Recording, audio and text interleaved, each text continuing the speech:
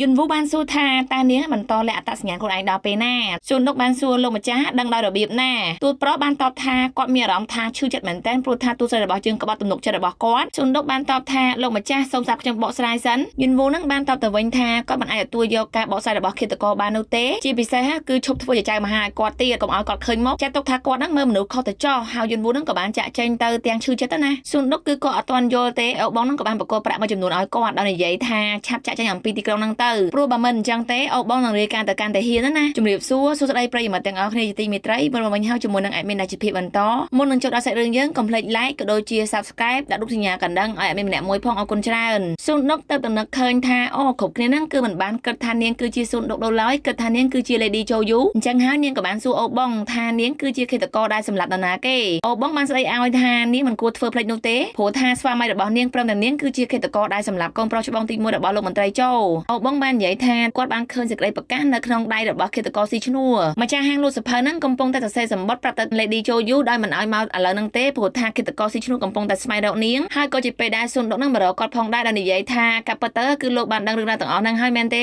Lady Choyu គឺជាឃាតករសម្លាប់បងថ្លៃរបស់ខ្ញុំតើមែនទេម្ចាស់ហាងលក់សភៅបានបញ្ជាក់ទៅវិញផងដែរថាតែអ្នកនាងជឿជាក់អត់ Lady Choyu នឹងពិតជាអាចធ្វើជាឃាតករបាននោះសួនដុកក៏បានយល់ស្របផងដែរក៏ប៉ុន្តែនាងស៊ូបញ្ជាក់ថាចុះមូលហេតុអ្វីបានជាឃាតករស៊ីឈ្នួលតាមរកនាងម្ចាស់ហាងលក់សភៅបាននិយាយថាស្វាមីរបស់ Lady Choyu នឹងបានស្លាប់ចំណែកឯ Lady Choyu នឹងគឺរត់ចេញអំពីគុកណាគាត់ដឹងតែប៉ុណ្្នឹងទេសួនដុកបាននិយាយថាអញ្ចឹងបានន័យថាគេមិនទាន់បានចាប់ជនសង្ស័យពិតប្រាកដនោះឃើញទេទូស័យបាននិយាយថាខ្ញុំធ្វើការស៊ើបអង្កេតម្ដងទៀតចង់ដឹងថា8ឆ្នាំមុនមានរឿងអីកើតឡើងយន្តវូបានដើរដូចជាមនុស្សគ្មានវិញ្ញាណអញ្ចឹងដោយនិយាយម្នាក់ឯងថាគាត់ប្រកាសជាធ្វើជាចៅមហាបានល្អជាងទូស្រីព្រោះថាគាត់ទទួលបានការវឹកហាត់ក៏ដូចជារៀនឆាប់យល់ប៉ុន្តែអូបងបានជាប្រាប់ថាប៉ុន្តែខ្ញុំមកបារម្ភអំពីអារម្មណ៍របស់លោកម្ចាស់ខ្លាំងណាស់យន្តវូបានសួរបញ្ជាក់អែមបំរើថាអញគិតមែនទេថាយើងស្រឡាញ់ Lady Choyu នោះអូបងនឹងក៏បានងក់ក្បាលហើយទូប្រុសបាននិយាយថាផ្ដេសផ្ដាសមែនតែនហើយក៏បានដើរចាក់ចែងទៅទាំងទឹកមុខស្អុយប៉ែណាសួនដុកបានអូនអ្នកបំរើមកសួរថាមានរឿងអីកើតឡើងកាលពី8ឆ្នាំមុនទៅលើបងថ្លៃរបស់ខ្លួនអ្នកបំរើបានតបថារឿងចាស់មារាមហ្នឹងបានលើកដល់ជាអ្នកនាងហើយមែនទេរឿងខ្មោចកូនប្រសាស្រីទី1ហ្នឹងមែនទេប៉ុន្តែទូស្រីបាននិយាយថាគាត់អត់ចង់ដឹងរឿងហ្នឹងទេគាត់ចង់ដឹងថាតើបងថ្លៃប្រុសរបស់គាត់ហ្នឹងស្លាប់របៀបណា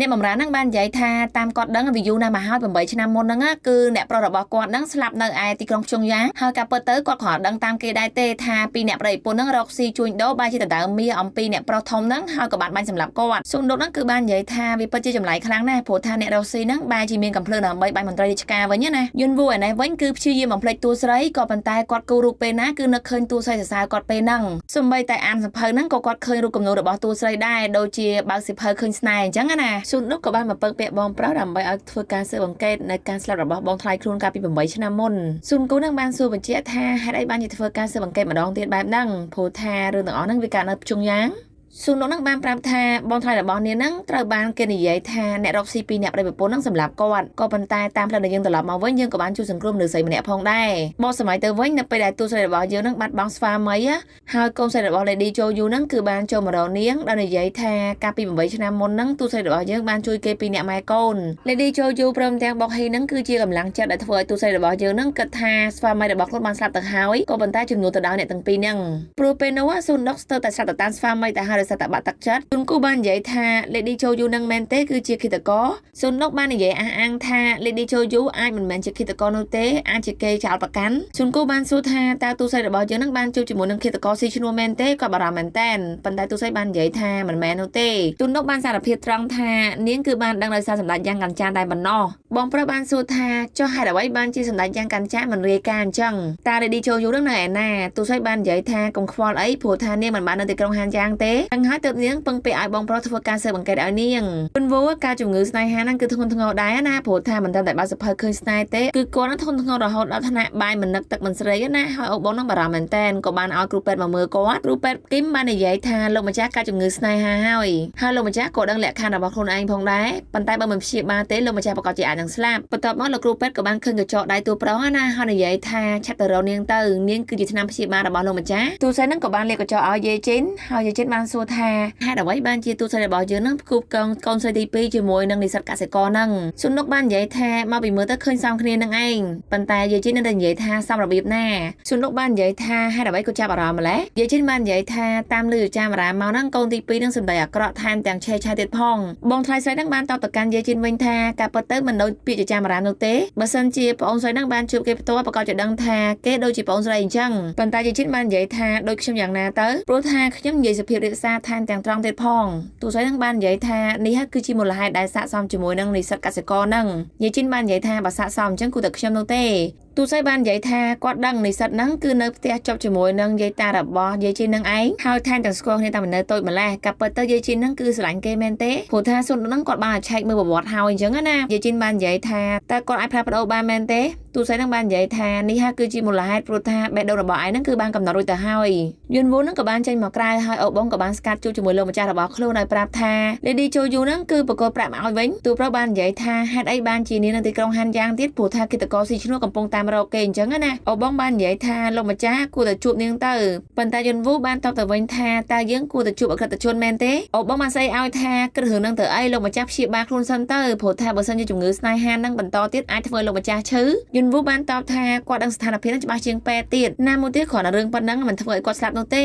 អញ្ចឹងហើយស្អែកឡើងទូប្រុសរបស់យើងក៏បាននាំនិស្សិតដែលត្រូវគូកងជាមួយហាណាហ្នឹងមករៀនជិះតូងព្រោះថាពួកគេទាំងអស់ហ្នឹងគឺមិនដែលជិះនោះឡើយជាពិសេសហ្នឹងពួកគេខ្លាចខ្ពស់និស្សិតផ្សេងទៀតហ្នឹងក៏បាននិយាយផងដែរប៉ុន្តែទូប្រុសរបស់យើងហ្នឹងក៏បានបង្រៀនគេណាហើយពេលហ្នឹងលោកម្ចាស់ផាកក៏បានដើរកាត់ឲ្យនិយាយថាសម្ដេចយ៉ាងកាញ្ចាហ្នឹងធ្វើអីប្លែកឆាប់នាំផ្លូវយើងទៅមិនចង់ឃើញនោះទេអ្នកបម្រើរបស់លោកស្រីផាហ្នឹងគឺបានបរិយាកាថាសម្បត្តិហ្នឹងគឺបានចេញចូលផ្ទះរបស់មេដោះព្រីទីយាហើយសម្ដេចយ៉ាងកាញ្ចាប្រកាសជាអាចរៀបការកំមុំប្រូវទាំង3នាក់នៅក្នុងចុងខែហ្នឹងចំណែកឯចៅមហាដែលជួយសម្ដេចយ៉ាងកាញ្ចាហ្នឹងគឺអ្នកនាង Lady Choyu នឹងឯងស៊ុននុកគឺបានមកជួបជាមួយនឹងម្ដាយហាណាដោយនិយាយថាកូនកំឡោះហ្នឹងគឺបានសម្រេចចិត្តជ្រើសរើសរួចហើយខាងកូនកំឡោះគេប្រកាសជាយកចំនួនមកឲ្យអញ្ចឹងណាហើយម្ដាយហាណាហ្នឹងក៏បាននិយាយអរគុណផងដែរព្រោះគាត់គិតថាកូនស្រីរបស់គាត់ហ្នឹងប្រកាសជាពិបាករកស្វាមីណាម្ដាយហាណាបានសួរថាតើទូស្រីរបស់យើងហ្នឹងអាចមើលដឹងយ៉ាងណាថាពួកគេហ្នឹងស័ក្តិសមជាគូនឹងគ្នាព្រោះថាកម្ពុជាចៅមហាភិជាហ្នឹងគឺគេមានតិចផ្សេងគ្នាណាប៉ុន្តែទូស្រីរបស់យើងបាននិយាយថាគាត់ហ្នឹងគឺមើលប៉ាន់ស្មានក៏ដូចជាសង្កេតទូប្រុសក៏បន្តរៀបចំឲ្យពួកគេលេងបោកចំបាប់ដោយពេលហ្នឹងគឺបួកកើមត្រូវប្រយុទ្ធជាមួយអ្នកផ្សេងទេក៏ប៉ុន្តែសឿយល់ហ្នឹងគឺបានចូលមកស្នើខ្លួនដើម្បីធ្វើជាគូប្រកួតសឿយល់បាននិយាយថាគាត់អត់ដែរលេងទេប៉ុន្តែគាត់ចង់សាកល្បងដើម្បីបង្ហាញអំពីសមត្ថភាពរបស់ខ្លួនគាត់អាចចាប់ផ្ដើមហ្នឹងគឺចាញ់បួកកើមតែម្ដងបន្តមកទៀតពួកគេទាំងអស់គ្នាក៏បាននាំមកកន្លែងលាងសក់នឹងឯងដែលប្រាប់ពួកគេទាំងអស់គ្នាហ្នឹងឲ្យសម្លឹងហើយក៏ដូចជាអង្គុយមើលទៅកាន់នារីទាំងអស់ហ្នឹងដែលកំពុងតែលាងសក់យួនវូក៏បានផ្ដាំឲ្យពួកគេហ្នឹងធ្វើការប្រាប់សាច់ញាតិក៏ដូចជាគ្រួសារក្នុងរយៈពេលខែហ្នឹងឲ្យចប់ព្រមទាំងបញ្ជូនចំនួនមកខាងស្រីក៏ប៉ុន្តែនិស្សិតលេខ10ក៏បាននិយាយដោះសារថាផ្ទះគាត់នៅឆ្ងាយអញ្ចឹងគឺអាចពជាពេលយូរប៉ុន្តែយួនវូគាត់ឆ្លាតគាត់អាច copy តាមទូរស័ព្ទរបស់យើងបានហើយគាត់និយាយថ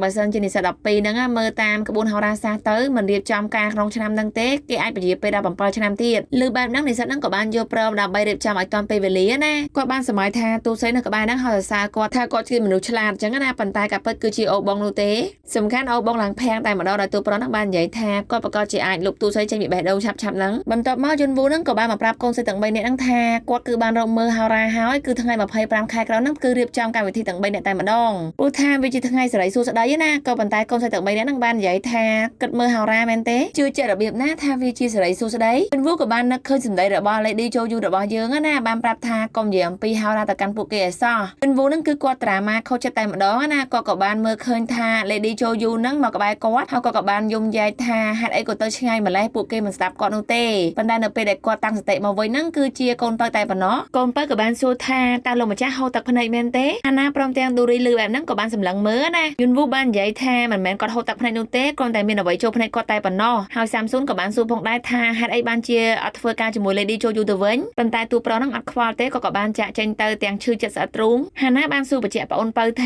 ាគាត់ពិតជាយំមែនទេហើយសាមស៊ុនបាននិយាយថាពិតមែនហើយនាងក៏បានចូលមកក្នុងហើយប្រាប់ទៅកាន់ម្ដាយព្រមទាំងទូស្រីរបស់យើងថាលោកម្ចាស់មន្ត្រីស៊ើបអង្កេតហ្នឹងទៅបញ្ជាក់ចេញទៅជាមួយទឹកភ្នែកស៊ុនដុកបានបញ្ជាក់ថាមានទឹកភ្នែកទៀតមែនទេកូនបើហ្នឹងក៏បានប្រាប់ថាកាពិតទៅសួររួចហើយប៉ុន្តែលោកម្ចាស់បែរជាថាមានអ្វីចូលភ្នែកទៅវិញប្រែរបស់គាត់ហ្នឹងក៏បានប្រាប់ឲ្យគាត់ចាក់ចេញទៅ សិនព្រោះគាត់មិនតបបាននិយាយចាប់សពគ្រប់ជាមួយនឹងទូស្រីរបស់យើងនោះទេបន្ទាប់មកក៏បានសួរទៅកាន់ស៊ុនដុកថាកូនស្រីទាំង3របស់គាត់ត្រូវរៀបការនៅថ្ងៃទី25ខែឧសភាមែនទេស៊ុនដុកបានតបថាត្រឹមត្រូវហើយលោកស្រីក៏ប៉ុន្តែដោយសារខ្ញុំមានបញ្ហាផ្ទាល់ខ្លួនជាមួយនឹងលោកមន្ត្រីស៊ើបអង្កេតប៉ុន្តែសូមលោកស្រីក៏បារម្ភអីអាពាហ៍ពិពាហ៍ហ្នឹងប្រកាសជាទាន់ពេលម្ដាយហាណាបានសួរថាតើទូស្រីរបស់យើងហ្នឹងមកពីតកូលគ្រួសារមួយណាគាត់បាននិយាយថាគាត់នឹងរក្សាការសម្ងាត់ឲ្យក៏បារម្ភអីទូស្រីរបស់យើងក៏បានប្រាប់ត្រង់ណាថាគាត់គឺជាកូនវិសាស្រីរបស់គ្រួសារលោកម្ចាស់ទីប្រឹក្សាចូលដែលធ្វើឲ្យគាត់នឹងបានញញឹមហើយនិយាយថាការពិតទៅគាត់ដឹងតាំងពីដំបូងដែរគាត់សង្ស័យព្រោះម្ដាយហាណានឹងធ្វើជាចៅមហាឲ្យទូស្រីរបស់យើងមុននឹងគាត់ពិការភ្នែកនឹងឯងបកសម័យទៅវិញគាត់ពិតជាបានឃើញស្វាមីរបស់ទូស្រីរបស់យើងហើយក៏បានបញ្ជូនឲ្យគាត់នឹងចូលទៅក្នុងហាងលក់សភៅនឹងទើបទូស្រីរបស់យើងព្រមទាំងស្វាមីគាត់នឹងបានជួបគ្នាណាពេលដែលគាត់ចេញមកវិញគាត់ក៏បាននឹកឃើញថាស្វាមីរបស់គាត់នឹងគឺជាគូព្រេងរបស់គាត់ទូនោះគឺបានសម្លឹងមើលផ្ទះរបស់ទូប្រុសហើយនិយាយថាការពិតទៅទូប្រុសគ្រាន់តែដើរចូលមកឆ្លងកាត់ជីវិតគាត់តែប៉ុណ្ណោះហើយទូស្រីរបស់យើងក៏ឆ្លងកាត់មុខផ្ទះរបស់គាត់ដូចគ្នាដូច្នេះហើយសូមឲ្យទូប្រុសរបស់យើងកុំឈឺចាប់ដោយសារគាត់អីទូប្រុសគឺបានសារភាពហើយថា Lady Joyu នឹងពិតជាបំផ្លាញជីវិតរបស់គាត់មែនស្អែកឡើងយើងឃើញថាកូនបើគឺបានមកជួបជាមួយនឹងទូប្រុសដោយទូប្រុសបានសួរថាមករកគាត់ទាំងព្រឹកមានការអីសាំស៊ុនបានសួរថាហេតុអ្វីបានជាលោកម្ចាស់ឆ្លោះជាមួយ Lady Joyu អញ្ចឹងទូប្រុសបាននិយាយថាតើនាងមានសមត្ថភាពអីដែលអាចមកឆ្លោះជាមួយគាត់បាននោះការពិតគឺគាត់បញ្ឈប់ការងារដែលធ្វើជាចៅមហាឲ្យគាត់តែម្ដងប៉ុន្តែការងារបន្តគាត់នឹងធ្វើជំនួស Lady Joyu រហូតដល់ចាប់សពគ្រប់ណាកូនបើបាននិយាយថាបានបញ្ឈប់គ្នាហេតុអីបានជាព្យាយាមកិច្ចគ្នាអញ្ចឹងព្រោះថាថ្ងៃនោះ Lady Joyu ក៏បានជួបជាមួយនឹងម្ដាយរបស់នាងនៅខាងក្នុងចំណែកឯទូប្រុសរបស់យើងនៅខាងក្រៅប៉ុណ្ណឹងហើយមិនបញ្ជាក់ថាឆ្លោះគ្នាទៀតហើយមែនទេវូបានបញ្ជាក់ថាថ្ងៃដែលគាត់នឹងទៅផ្ទះរបស់កូនបើមែនទេសំស៊ុនបាននិយាយថាត្រឹមត្រូវ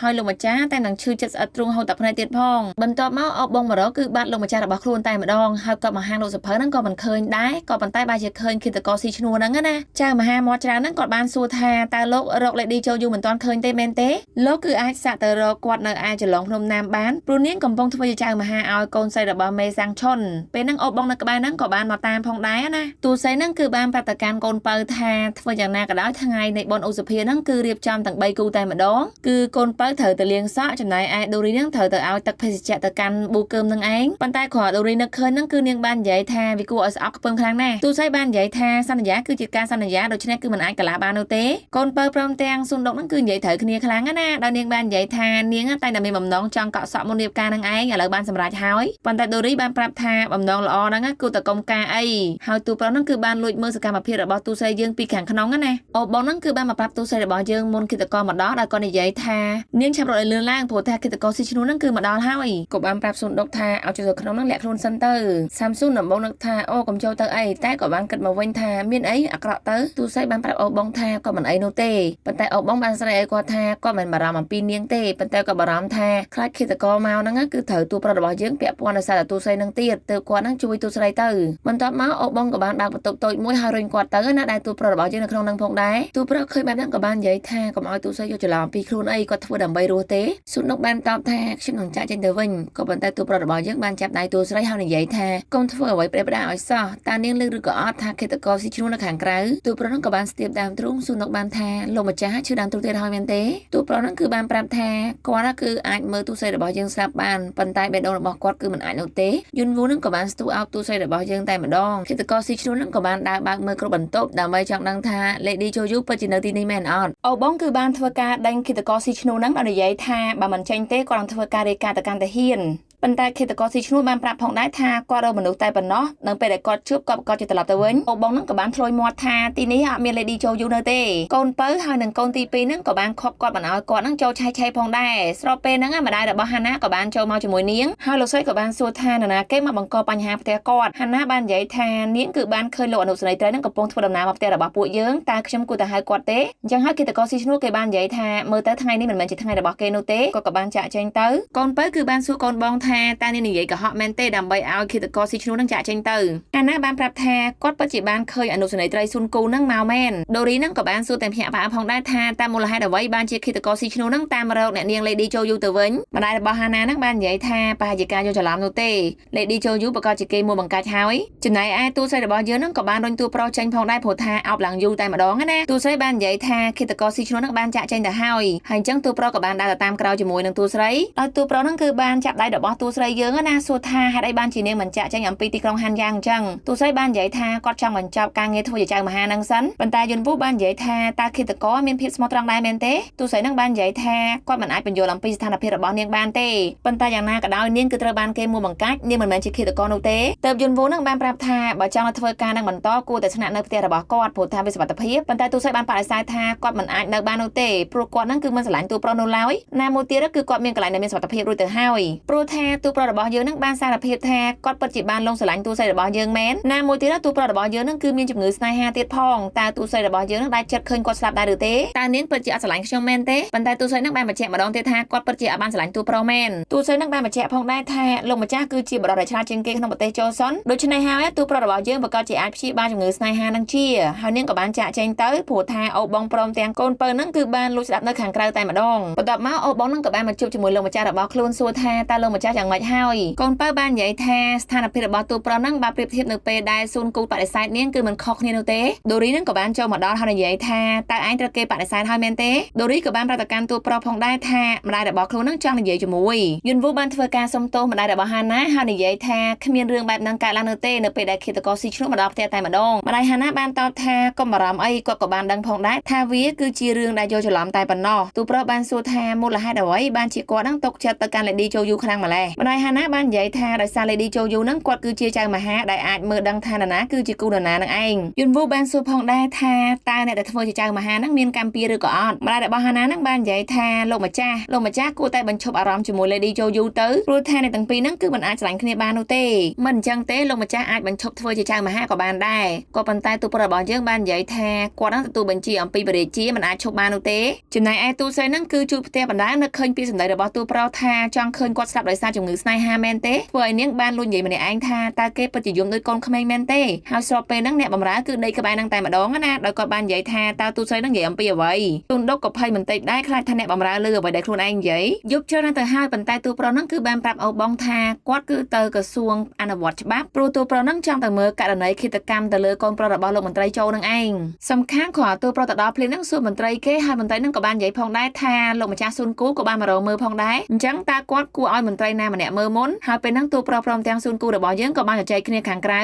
ទូប្រុសបានសួរថាតើមូលហេតុអ្វីបានជាស៊ុនគូមកសើរើនៅរឿងការពី8ឆ្នាំមុនរបស់កូនប្រុសលោកម្ចាស់ចូលស៊ុនគូបានតបថាគាត់អត់មានហេតុផលត្រូវឆ្លើយនោះទេយុនវូបានសួរថាតើ Lady Choyu នឹងបញ្ជាឲ្យគាត់ធ្វើការស៊ើបអង្កេតរឿងករណីការពី8ឆ្នាំមុននឹងមែនទេស៊ុនគូបាននិយាយថា Lady Choyu នឹងគាត់ធ្លាប់បានជួយសង្គ្រោះកាលពី5ឆ្នាំមុនដូច្នេះគាត់ជួយនឹងក៏មិនខុសតអីដែរយុនវូនឹងបានស្វែងឲ្យគាត់ថាកាលពីមុនធ្លាប់សួរថាស្គាល់ Lady Choyu អត់ថាអត់ស្គាល់ទេតែឥឡូវបែរជាប្រែកន្លះប៉ុន្តែមិនអីសំខាន់គោលដៅនឹងគឺធ្វើយ៉ាងណាក៏ដោយជួយលាងភាពស្អាតស្អំឲ្យ Lady Choyu ព្រោះនាងត្រូវបានគេមួយបង្កាច់តែប៉ុណ្ណោះចំណែកឯស៊ុនដុកក៏បានធ្វើការងាររបស់ខ្លួនឯងដែលទទួលអំពីម្ដាយក្មេកប្រាប់ថាឲ្យមើលថែស្រែណាស្របពេលអ្នកបម្រើនឹងគឺបានផ្ញើសម្បត្តិមកដែលជាសម្បត្តិទូប្រុសនៅក្នុងសេចក្តីសម្បត្តិនឹងគឺបានប្រាប់ឲ្យទូស្រីរបស់យើងទៅជួបគាត់នៅឯផ្ទះរបស់គាត់ព្រោះទូប្រុសនឹងគឺបានដឹងអំពីវិធីនៃការកែលុបលាងទោសរបស់ Lady Choyu ហើយស៊ុនដុកអានសម្បត្តិនឹងបណ្ដាតាក់ទើបណ្ដាព្រោះគិតថាប្រហែលទូប្រុសនឹងយកលេសដើម្បីជួបនាងហើយស្របពេលដែលម៉ែក្មេកនឹងគឺបានមករកនាងអញ្ចឹងហើយស៊ុនដុកនឹងក៏បានធ្វើការលាក់សម្បត្តិនឹងសិនណាតាមពិតលោកស្រីផានឹងគឺចង់មកសួរការងារកុំភាសាស្រីណាព្រោះលោកស្រីផានឹងបានឮមកថា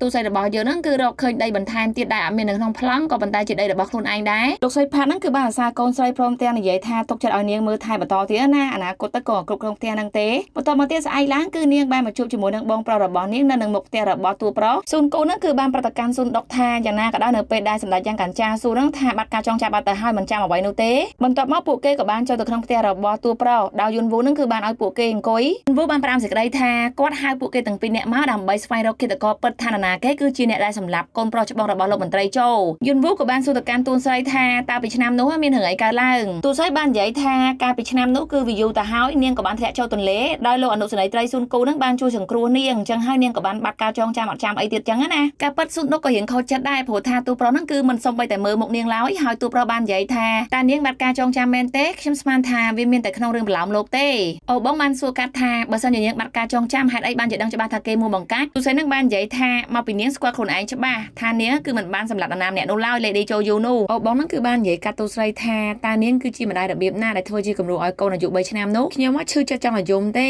ស៊ុនគូនឹងបាននិយាយជាមួយទូប្រុសថាមើលទៅនាងមិនចាំអ្វីនោះទេអញ្ចឹងគួរតែឲ្យនាងចាក់ចេញទៅទូស្រីនឹងងើបចាក់ចេញទៅហើយបែរជានិយាយវិញថាសូមអនុញ្ញាតឲ្យនាងធ្វើការស្វែងរកឃាតករពិតផងដែរព្រោះថានាងក៏ចង់ដឹងនរណាគេ គេគឺជាអ្នកដែលមួយបង្កាច់នាងបើតាខ្ញុំផ្លេចការចងចាំក៏ពិតមែនបន្ទាប់មកទូប្រុសហ្នឹងក៏បានយកប្រុសហើយទូប្រុសបានសួរទៅកាន់ស៊ុនគូផងដែរថាតើគេរកឃើញអ្វីអំពីហេតុការណ៍កាលពី8ឆ្នាំមុនប៉ុន្តែទូស្រីបានជាសួរកាត់វិញថាតើមានរឿងអីកើតឡើងអាចប្រាប់នាងបានទេចំណែកឯលោកម្ចាស់ផាកណែវិញហ្នឹងក៏បានប្រាប់ទៅកាន់បងថ្លៃផងដែរថាលោកម្ចាស់ចូលឥឡូវនេះសម្ដេចយ៉ាងកានចាហ្នឹងគឺបានធ្វើការស្រាវជ្រាវអំពីករណីស្លាប់កូនប្រុសច្បងរបស់លោកម្ចាស់ផាកបានឲ្យយោបល់ថាគួរតែចាត់ការសម្ដេចយ៉ាងកានចាហ្នឹងទៅឲ្យគេនិរតែចេញណាក៏ប៉ុន្តែយ៉ាងណាក៏ដោយបងស្រីរបស់ខ្លួនមិនគ្រប់គ្រងទេព្រោះលោកម្ចាស់ចូលបានប្រាប់ទៅកាន់ប្អូនថ្លៃប្រុសហ្នឹងថាយ៉ាងណាក៏ដោយមិនត្រូវឲ្យប្រពន្ធរបស់គាត់ដឹងនោះឡើយស៊ូនគូនេះវិញបានរាយការណ៍ថាតាមរបាយការណ៍ដែលរកឃើញមកហ្នឹងយើងឃើញថាលោកម្ចាស់ចូលអ៊ីនយ៉នដែលជាកូនប្រុសរបស់លោកម្ចាស់ចូលហ្នឹងគឺគាត់ត្រូវបានអ្នកដែលគេឈ្មោះរ៉ូស៊ីហ្នឹងចាក់សម្លាប់គាត់នៅពេលដែលគាត់ដេកយប់តែម្ដងសំខាន់របាយការណ៍ហ្នឹងគឺគេមានលោកម្ចាស់ចូលដែលជាឪពុកព្រមទាំងប្រពន្ធរបស់គាត់ហ្នឹងណាគឺបានអះអាងថា